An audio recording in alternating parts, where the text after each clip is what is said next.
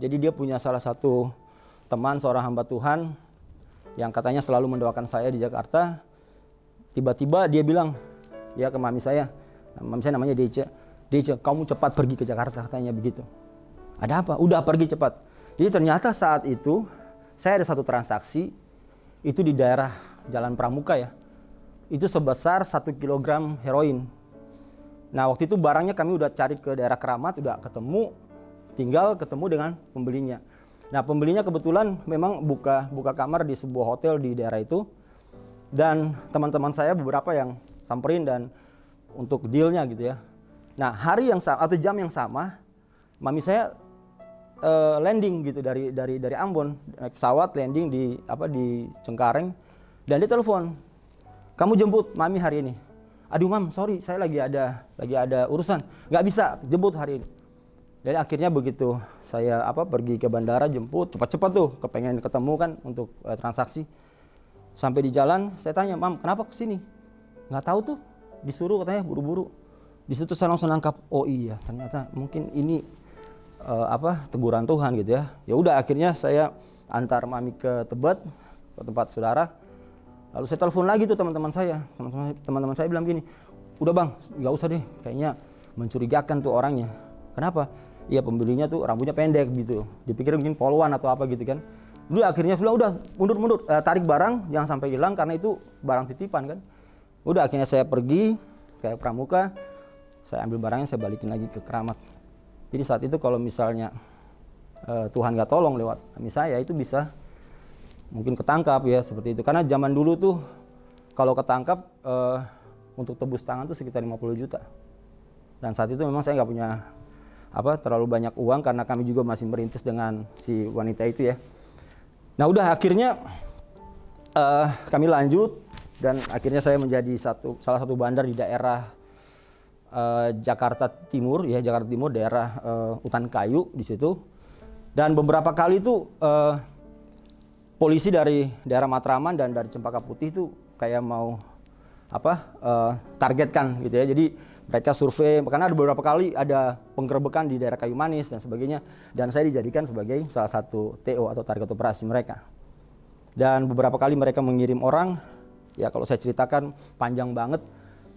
Dan puji Tuhan saya lolos ya. Jadi berapa kali teman saya pernah kena masuk penjara tapi saya lolos. Jadi 3 kali tuh sampai aneh, pokoknya aneh lah bagaimana cara Tuhan bekerja ya. Bahkan ada teman saya yang jauh-jauh datang, dia udah lama gitu nggak ketemu saya, dan waktu dia ketemu saya ternyata dia dipakai Tuhan untuk mengatasi masalah itu, masalah mata-mata dari para polisi. Mereka pakai orang kampung, mereka kadang pakai memang dari tim mereka dan sebagainya. Dan yang luar biasanya adalah pada saat saya mengalami itu membuat saya akhirnya agak paranoid gitu ya. Jadi setiap malam saya nggak pernah tidur. Saya berjaga-jaga kayak orang bego aja udah. Takut jangan sampai terjadi apa-apa gitu kan. Nah kebetulan di Ambon tuh mami saya kan anggota orari. Saya bawa tuh HT-nya dia gitu kan. Saya taruh di kamar. Saya pakai untuk mencari channel dari polisi-polisi ini gitu kan. Jadi saya tahu nih penggerebekan di Kayu Manis berapa, penggerebekan di daerah Galur berapa gitu kan. Itu ketakutan banget. Nah pada saat ketakutan itu saya ambil Alkitab iseng. Nah inilah awal-awal ya bagaimana Tuhan mengubahkan. Waktu saya ambil Alkitab, saya mulai baca.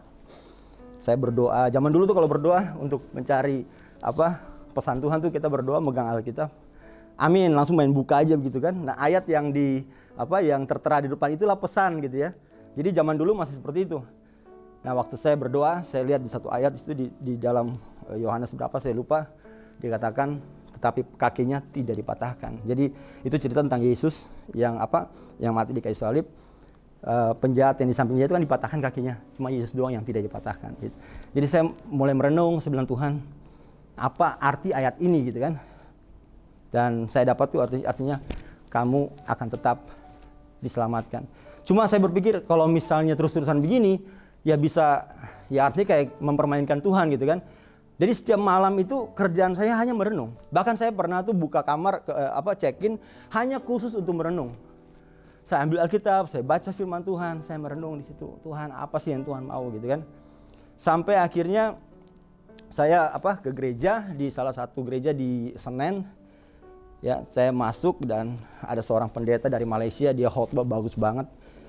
Padahal saya Katolik sebenarnya, saya bukan Protestan awalnya, tapi saya masuk ke karismatik dan saya dapat pencerahan dari dia, saya dapat firman Tuhan, dan itu membuat akhirnya tekad saya bulat gitu ya.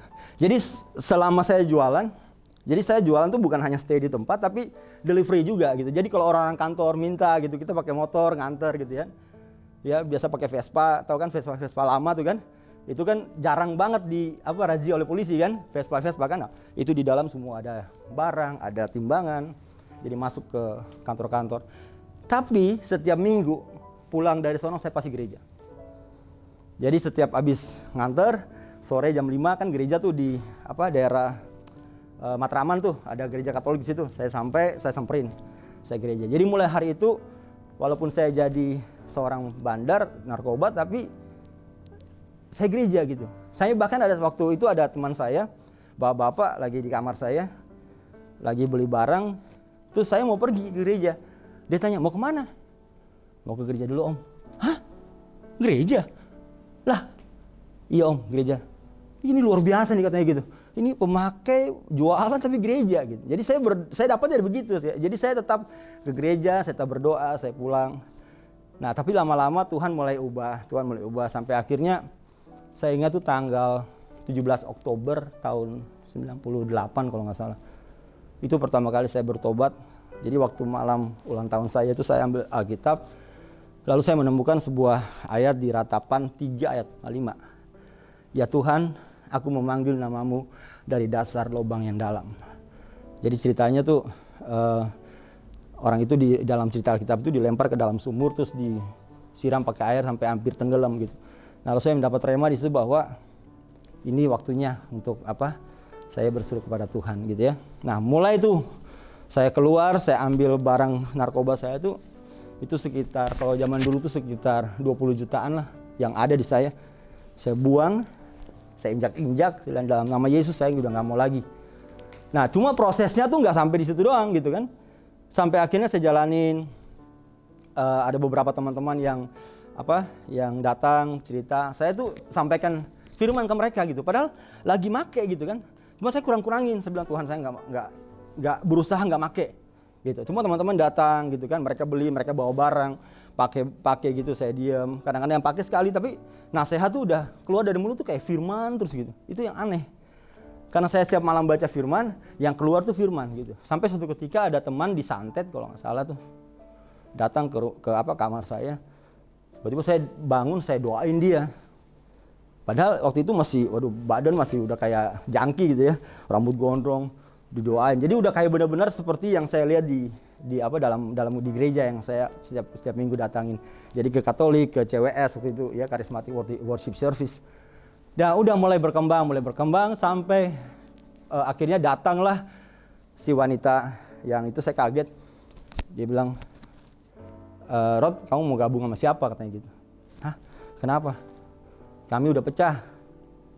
Si Babeh ya, dia punya pacar itu udah dengan dia tuh sudah kayak musuhan gitu. Memang itu sih dampak dari sabu-sabu ya. Sabu-sabu tuh membuat orang tuh jadi kayak paranoid gitu. Akhirnya berantem ya. Kalau putau atau heroin tuh enggak gitu ya. Dia efeknya enggak sampai aneh gitu pikiran gitu. Nah, saya dalam hati, waduh, ini kok udah bubar. Tapi dia datang, dia tanya, "Kamu mau di pihak siapa?" gitu. Saya bilang di pihak Teteh aja. Oh ya sudah. Tapi di situ saya agak ketakutan. Lalu saya telepon saudara saya di Bekasi. Saya bilang, "Om, saya mau ke Bekasi om." "Kenapa?" "Nggak, mau cabut aja." Ya udah, akhirnya di situ singkat cerita saya keluar dari kosan itu dan saya kabur ke Bekasi. Saya buang semua SIM card saya buang semua kontak-kontak saya dan nggak ada orang satupun yang bisa cari tahu saya kemana saya pergi gitu ya. Nah di Bekasi itu karena kebetulan opa saya ya yang rumah saudara itu dia adalah seorang majelis. Akhirnya dinasehati saya, lalu sarankan saya ke gereja yang dekat situ. Nah saya ke gereja dulu, masih gereja Betani gitu ya. Nah waktu saya ke sana, mereka tanya siapa yang pertama kali datang gitu ya. Saya angkat tangan. Terus saya bilang saya dari Katolik. "Oh ya udah, kenapa kamu percaya pengen pelayanan atau pengen bekerja di sini?" Saya bilang iya, saya bertumbuh di sini, saya bilang gitu. "Ya udah nanti dibaptis aja ya." Iya, akhirnya saya dibaptis, terima Yesus dan dibaptis. Lalu saya mulai melayani sebagai usher di gereja itu. Nah, sampingan saya adalah saya punya satu kerinduan. Saya kepengen karena saya diceritakan oleh teman-teman saya bilang, itu ada para anak-anak jalanan tuh pencari narkoba di daerah Senen. Kalian mau ke sana nggak? Saya ikut tuh. Saya lihat iya emang ada para jangki jalanan lah gitu ya. Beda dengan ya sebenarnya sama kayak kita, cuma kita tuh masih ya lebih bagus. Ini udah parah banget dan akhirnya kita layani. Saya waktu itu nggak bisa bicara banyak karena belum paham ya kan. Maksudnya nggak ngerti firman Tuhan terlalu ini. Saya cuma bilang, Mas, Tuhan Yesus mengasihi kamu. Saya doain gitu kan. Nah, teman saya yang khotbah. Lalu akhirnya jalan-jalan pergi cari pelayanan. Ketemulah saya di satu yayasan Kristen rehabilitasi di Pekayon. Itu samping rumah sakit anak tuh ada namanya Yayasan Getsemani. Nah, lalu saya pelayanan di situ. Terus saya bilang saya juga dulu mantan pecandu. Saya juga punya pergumulan dan bertemu dengan Tuhan. Terus mereka bilang, yaudah kamu kerja di sini mau nggak jadi full time di sini? Saya bilang ya udah. Jadi istilah jadi mentor di panti rehab itu. Jadi kurang lebih 5 tahun lah. 5 tahun saya pelayanan di sana. Saya bagikan hidup saya sharing, saya layani mereka bukan cuma waktu di rehab aja tapi di luar juga. Ya pokoknya panggilan saya Tuhan tentukan panggilan itu karena memang saya dulu adalah mantan dari pecandu. Jadi saya pikir ya udahlah pas. Memang gaji sih nggak besar, cuma ya anggaplah persembahan kasih gitu ya. Dan akhirnya saya melayani selama kurang lebih 5 tahun.